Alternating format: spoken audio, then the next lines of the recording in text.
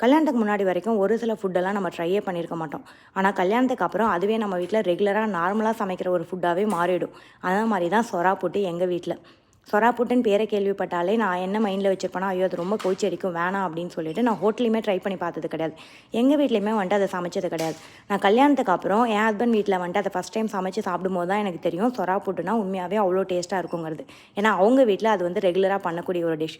அதுக்கப்புறம் தான் நான் அத வந்துட்டு பண்ண ஆரம்பிச்சேன் எங்க வீட்ல. ஃபஸ்ட்டு ஒரு 2, 3 டைம் ரொம்ப நல்லாலாம் வரலங்க. உண்மையாவே சொறா புட்டு செய்யறதுங்கிறது உண்மையாவே ஒரு திறமை தான். அதில வந்துட்டு அந்த கவுச்சி கொஞ்சம் கூட இல்லாம பண்றது தான் அதோட மெயினான விஷயமே.